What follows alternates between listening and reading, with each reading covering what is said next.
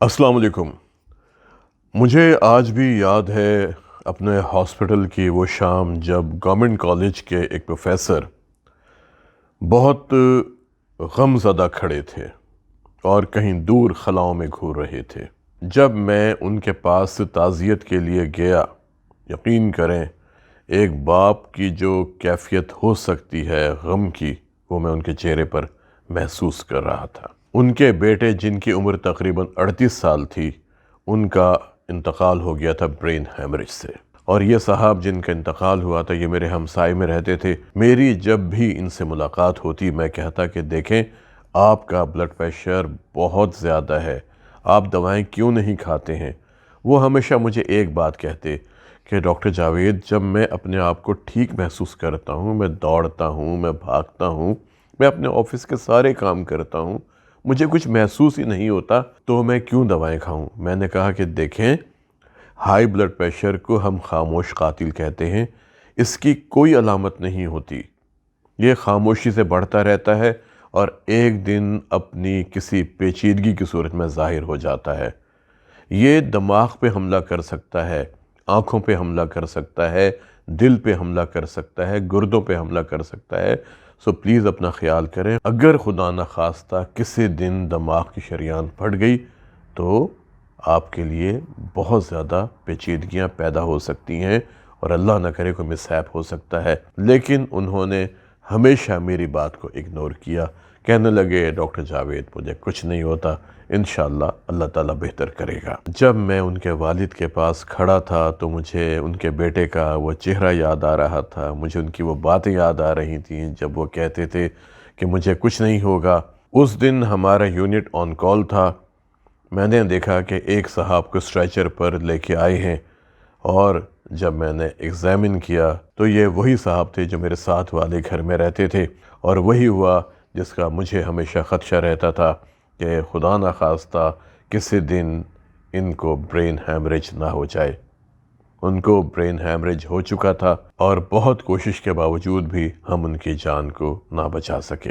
اب میرے پاس الفاظ ہی نہیں تھے کہ میں کس طرح تعزیت کروں ان کے غم زدہ باپ سے، لیکن جو اللہ کو منظور، اس طرح کے واقعات ہم اپنی پریکٹس میں روزانہ دیکھتے رہتے ہیں۔ ایک صاحب جن کی عمر تقریباً 45 سال تھی اور ان کا بلڈ پریشر ہمیشہ ہائی رہتا تھا، ان کو بھی میں کہتا تھا کہ دیکھیں آپ کا بلڈ پریشر بہت زیادہ ہے، آپ پلیز دوائیں لیں۔ ایک بات جو میں نے محسوس کی ہے کہ ہائی بلڈ پریشر کے مریضوں کو جب ہم کہتے ہیں کہ آپ کا بلڈ پریشر بہت زیادہ ہے، آپ اپنا پراپر علاج کروائیں، دوائیں پابندی سے لیں، اپنے زندگی کے معمولات کو تبدیل کریں، اپنی خوراک میں تبدیلیاں لائیں، خوراک سے آپ مرغن غذائیں نکال دیں، موسم کی سبزیاں، موسم کے پھل استعمال کریں، بازار کے کھانوں سے پرہیز کریں، ڈبے والی خوراک سے پرہیز کریں، سوڈا ڈرنکس ان سے پرہیز کریں، تمباکو نوشی چھوڑ دیں، الکوہل کا استعمال چھوڑ دیں۔ وہ بہت تمسخرانہ انداز میں مسکراتے ہیں اور کہتے ہیں ہاں ڈاکٹر صاحب ٹھیک ہے، علاج کروا لیں گے۔ اور یہ ایک نہیں، میں نے نہ جانے کتنے لوگوں کو اسی طرح کہتے ہوئے سنا اور بعد میں انہیں پیچیدگیوں میں جاتے ہوئے دیکھا۔ تو یہ صاحب جن کا بلڈ پریشر زیادہ رہتا تھا، میں نے ان سے ہمیشہ کہا، اور یہ کام کرتے تھے ایک فارمیسی میں، تو کہنے لگے کہ ڈاکٹر صاحب مجھے سب پتہ ہے ہائی بلڈ پریشر کا علاج کیسے کیا جاتا ہے، میں تو خود دوائیں بیچتا ہوں، تو ٹھیک ہے میں دوائی کھا لوں گا۔ اب دن گزرتے چلے گئے۔ ایک دن ان کی بیگم کا فون آیا کہ میرے ہسبینڈ کو وامٹنگ بہت زیادہ ہو رہی ہے، تو میں کیا کروں؟ میں نے انہیں کہا کہ آپ نے ان کا بلڈ پریشر چیک کیا ہے؟ کہنے لگی وہ کرواتے ہی نہیں ہے، وہ کہتے ہیں بس بازار کا کھانا کھایا ہے تو مجھے وامٹنگ ہو رہی ہے۔ میں نے انہیں کہا کہ دیکھیں وامٹنگ کو نظر انداز مت کریں، آپ کے ہسبینڈ نے ہو سکتا ہے کہ باہر سے کھانا کھایا ہو جو ان کے معدے نے ایکسیپٹ نہیں کیا، لیکن بعض اوقات وامٹنگ کسی اور بیماری کی بھی علامت ہو سکتی ہے، آپ ان کو میرے پاس لے کے آئیے۔ ان کی بیگم جب انہیں ہمارے پاس ہاسپٹل میں لے کے آئیں، وہ تو اتنا کمزور ہو گئے تھے کہ ان سے چلا ہی نہیں جا رہا تھا، رنگ ان کا پیلا پڑا ہوا تھا، گال اندر کو دھنس گئے تھے۔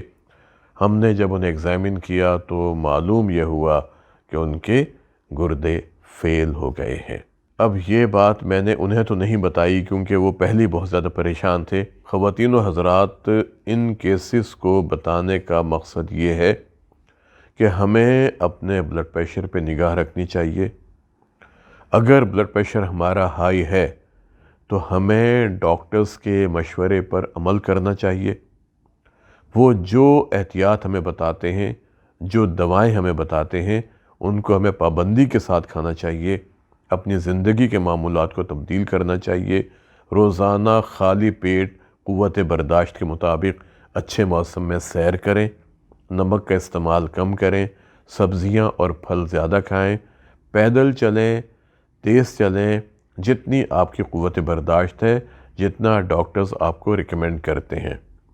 اسی طرح کبھی بھی پیٹ بھر کے کھانا نہ کھائیں، کھانا کھانے کے بعد تیز نہ چلیں، سیڑھیاں نہ چڑھیں اور اپنے آپ کو ریلیکس کریں۔ ہمارے ایک دوست جو ڈاکٹر ہیں اور محکمہ صحت میں اچھے عہدے پر کام کر رہے تھے، ان کا فون آیا کہ میرا بیٹا جس کی عمر 29 سال ہے، ان کا سلیکشن ہو گیا۔